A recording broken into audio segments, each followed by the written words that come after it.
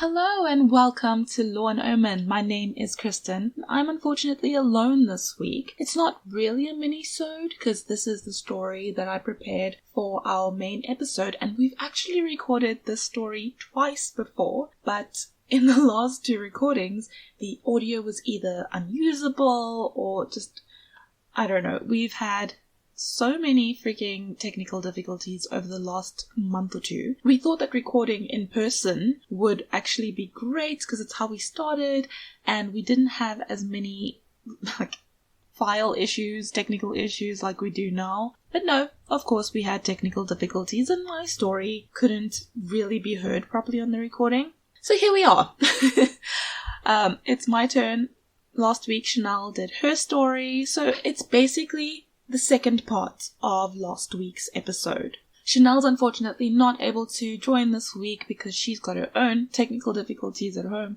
It's just never ending. I don't know what fairy we stepped on or whatever to have all these difficulties. But yeah, so I guess we're just gonna get started. Here I go again, telling the story. I practically know this story by heart at this point. So, I'm talking about Yuma Territorial Prison. It is located in Yuma, Arizona, in the United States. Arizona shares a border with Mexico, although the prison is located nearer to the northwest, which is closer to the state line that Arizona shares with California. Now, why I'm telling you that is because it's quite a hot state. It's basically desert. It's not the most pleasant of environments. Not saying it's not a good place, just that it's hot. And if you're like me, you don't like the heat very much. In 1858, Yuma experienced a boom from a gold rush, and a lot happened politically and socially within this time, so a prison was needed. In 1875, legislature authorized the Territorial Prison with a budget of $25,000, which is $673,000 today. Which is not that much for a prison. That's actually really little in this day and age. But back then that was a lot of money. Construction on the prison started the 28th of April, 1876. The prison opened its doors on the 1st of July, 1876. So between April and July, June really, they built that prison. So the 1st of July, the first 7 inmates moved into the prison. The first prisoner admitted to that prison was named William Hall. The prison was closed down the 15th of September 1909 due to overcrowding. The prison operated for 33 years, and in that time it housed 3,069 prisoners, 29 of which were women. The first woman incarcerated was named Lizzie Gallagher. She was incarcerated in 1876. And this was also the year of the first escape from the prison, which was by another woman named J. Lewis. The inmates that were there were incarcerated for crimes, quote, ranging from murder to polygamy, end quote. Although it is said that the most common cause for incarceration was grand larceny. Grand larceny is the unlawful taking of someone else's property when that property's value is more than $950. The property is a firearm or car, etc. And that's by the California Penal Code, just so we know what grand larceny is, because I wasn't really sure when I first heard that. Throughout its lifespan, the prison was undergoing repairs and construction with labor provided by the inmates. So along with being incarcerated, you also probably had responsibilities that included maintenance and, building up of the building. The youngest and oldest inmates are recorded as being 14 and 88. So quite a big age gap there. I mean, you think about it, 14-year-old, that's child, and 88, imagine being incarcerated in your 80s. The guard tower, which is still standing today, was built in 1882, and in 1884, the prison was the first place in Yuma to have electricity. The Sally Port was built in 1885, and the only hospital in town was created at the prison. The Gates riot, which I will go into later, occurred in 1887. In 1891, the women's cells were built, which is disconcerting considering that 29 prisoners were women over time, and the first woman was incarcerated in 1878. So for just over 15 years, women had to be in the general population with all of those men. Not the greatest, I'm sure. Unfortunately, I suppose in those times, women weren't a priority, especially if you were a criminal or deemed to be a criminal by anyone in society. On a positive note, the first library in Yuma was created in 1893. The dark cell, which I'll also touch on later, was dug out of the south wall in 1894. In 1909, the prisoners that were still held at this prison were transferred to the Arizona State Prison Complex, which is based in Florence, Arizona. That was a lot of dates, but it gives us a nice picture of the main important things that happened at the prison over the years, from its opening until its closing. Currently, Yuma Territorial Prison is operated as a historical museum by Arizona State Parks, and you can, if you're in the United States, go for tours. You can see the guard tower, you can see the complex, the prison, and if you look at videos online, it's quite an interesting looking place. I would love to visit there, but of course, it's really far away. During 1910 and 1914, the now abandoned prison building became the home of Yuma Union High School.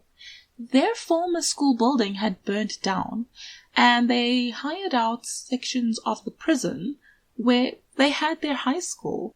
So this school's football team played against a team from Phoenix, Arizona, and they won, to everyone's surprise.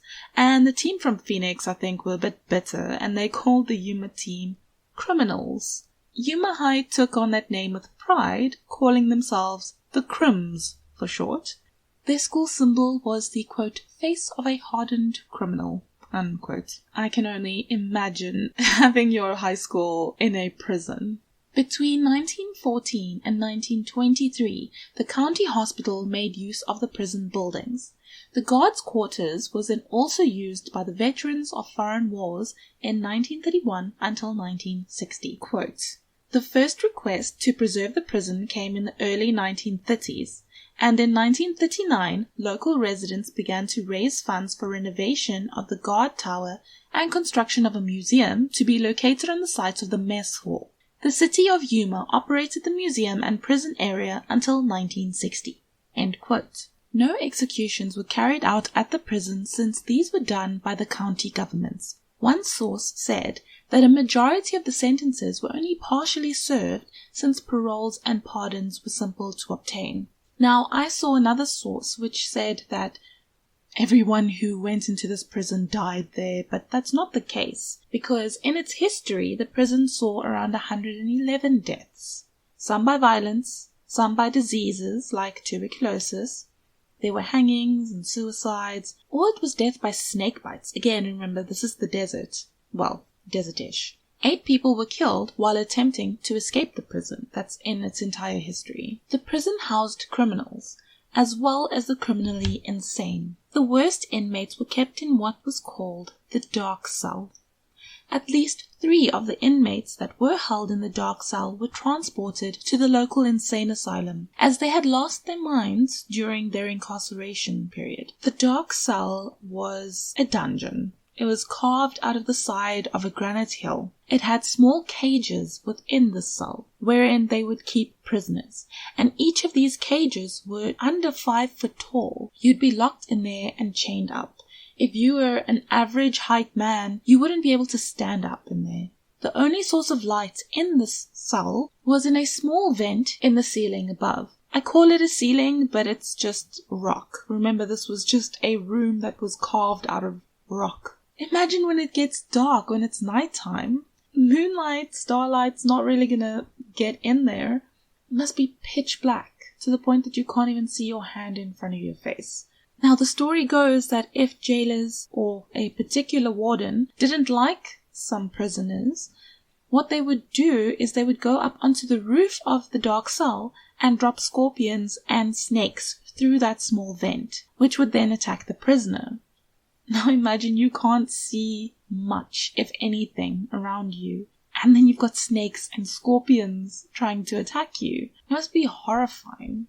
A local staff writer from Arizona Highways magazine decided to stay in the dark cell for around 2 days. I think her goal was 48 hours. She said, in her opinion, it wasn't that scary. There's nothing paranormal. It's just a room. It's fine. So she was chained to the ring bolt. That's just the metal ring that's in the floor that the prisoners were chained to. She was given water and a loaf of bread. She went into the cell and she lasted around 37 hours. But then she started screaming to be let out. She needed to get out of there. She said she wasn't alone in the cell. The entrance to the prison is known as the Sally Port. It was the site of what is known as the Gates Riot. On that day, Superintendent Thomas Gates was taken hostage by 7 prisoners. They held a knife to his neck, and they were leading him through the gates, I think in an attempt to escape and sort of use him as leverage. But Thomas signaled to the guards in the guard tower, and they opened fire, killing 4 of the 7 prisoners. Thomas Gates escaped the ordeal without serious injury. He had a bit of a stab wound to his neck, but it wasn't enough to cause serious damage. However, he was psychologically scarred, and I'm not sure how much later, but he did end up taking his own life, and it was said because he couldn't deal with the trauma of what had happened to him, which is just really sad. It's just a guy trying to do his job. And now we get into the hauntings. It is said that one of the ghosts at the prison is a little girl. She apparently sneaks up on people, pinching and poking at them with her icy cold fingers. The state historian, Marshall Trimble, says that this ghost is possibly one of the children of the families that lived in the abandoned prison during the Great Depression, which is after 1909. So after the prison was abandoned, it was obviously used for all those different things we mentioned at the beginning, but also when the Great Depression hit, some people didn't have anywhere else to go, and they used the abandoned prison building as a source of refuge. So another source says that the little girl in the dress possibly died of drowning while trying to fish her doll from the Colorado River. There is also a story about a woman who walks along the banks of the nearby Colorado River looking for her drowned daughter. So it's kind of sad that there is this narrative of the little girl looking for her doll and the mom looking for her little girl. It's quite sad, and it's possible that someone lost their daughter there and is looking for their girl. It is also, now that I think of it, a bit reminiscent of the story of La Llorona, considering how close Arizona is to Mexico. It is possible that the story of La Llorona sort of made its way up into Arizona, although, that being said, I don't know if that story goes back to the 1800s. That is something I'm going to have to look up. It's just a weird coincidence. Quote, "The offices and museum have also seen their share of strange happenings," Trimble says. "Things are often moved about. Lights turn on and off, and on one occasion, coins from the cash register in the gift shop literally flew into the air and landed back in the drawer." Unquote. BuzzFeed Unsolved went to investigate Yuma Prison. BuzzFeed Unsolved went to investigate at Yuma Territorial Prison, and according to their sources, residents of Yuma refer to the prison as the, quote, country club on the Colorado, end quote. This was because the prison had seemingly better amenities than their own homes. The prison had the following: a 2,000 book library, a prison band, forced ventilation, electricity, and a sanitation system which boasted 2 bathtubs and 3 showers. It also had the only 3 flush toilets in the city. To the prisoners, though, the prison had a reputation for how difficult it was to live there. During the BuzzFeed Unsolved investigation, they heard footsteps, and even Shane said he heard it, so you know it has to have happened. They also captured a few EVPs. In the gift shop, they captured an unintelligible voice on equipment. That was the, I guess, unfortunate thing about the EVPs during their investigation. They were all quite unintelligible. But it's still a really good episode. I think you should watch it.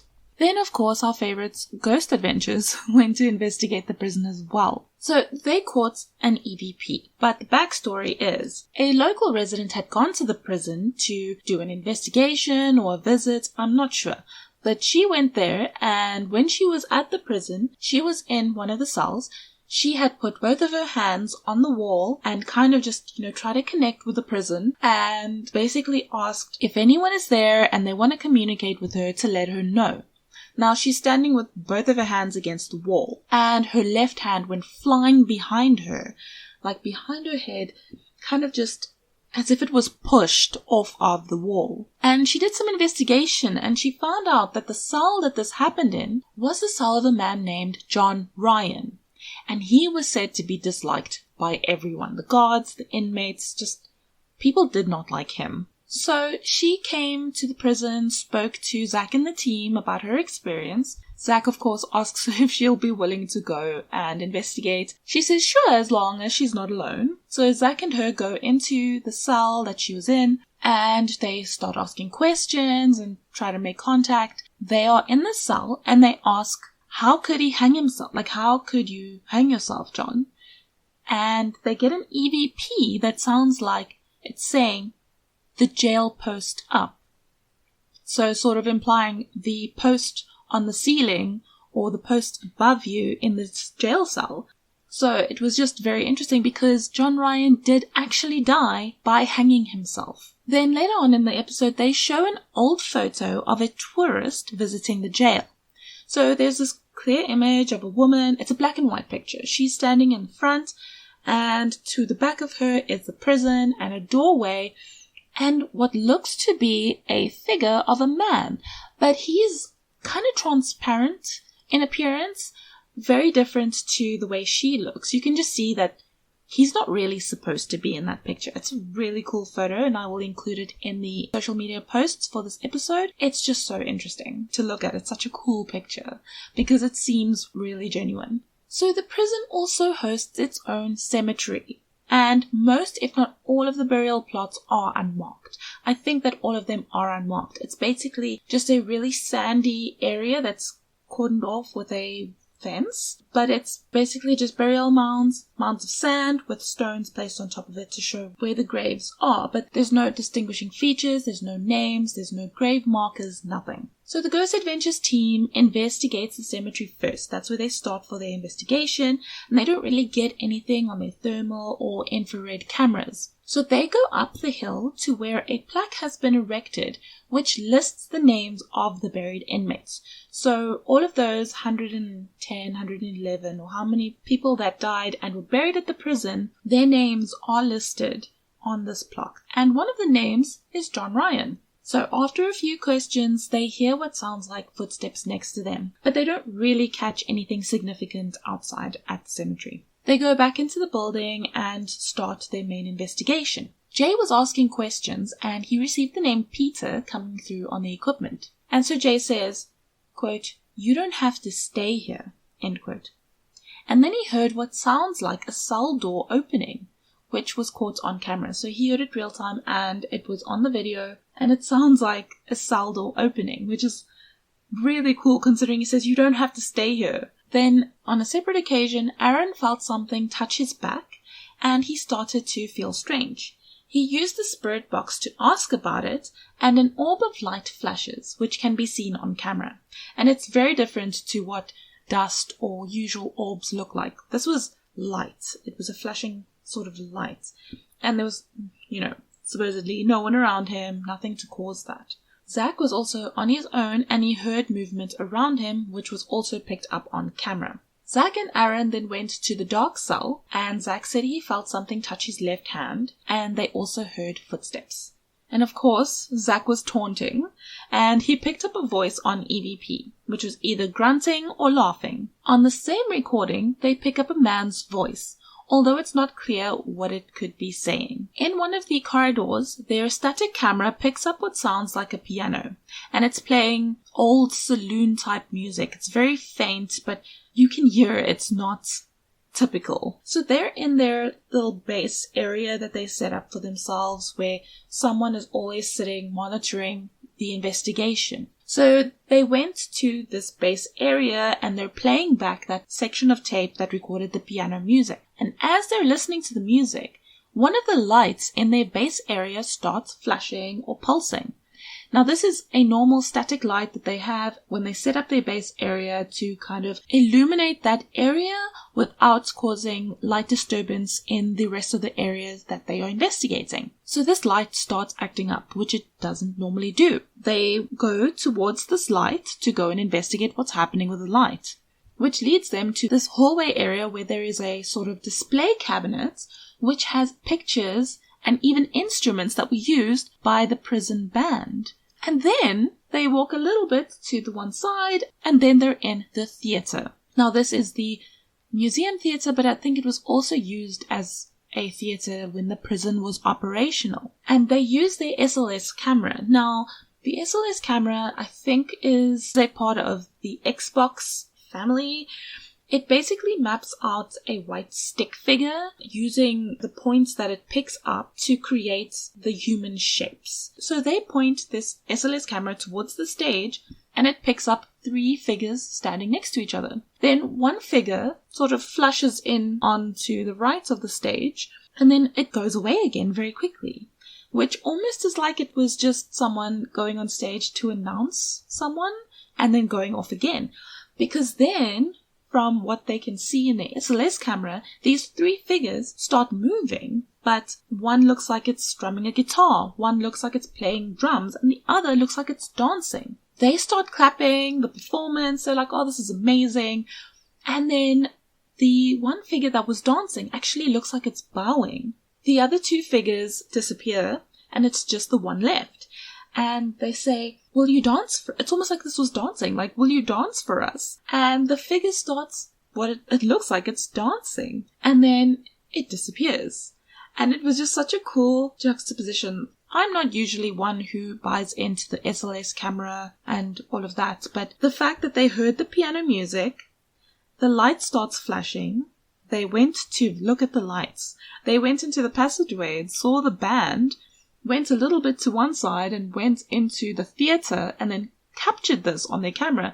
That's pretty cool because that's the spirit sort of leading them to kind of see them performing on stage. And it was such a cool part of the episode. So if you do want to watch that episode, it is the Ghost Adventures episode called Hellhole Prison. If you search for that, you'll find it. You can also look on travelchannel.com for more information on that episode. That is Yuma Territorial Prison. It's got quite a history and it's a very interesting looking building. I would encourage you to actually watch that Ghost Adventures video, if just to see what the building looks like, what the grounds look like, and to see the cemetery and the pictures that they show. It's very interesting history-wise, but also the hauntings are quite interesting as well.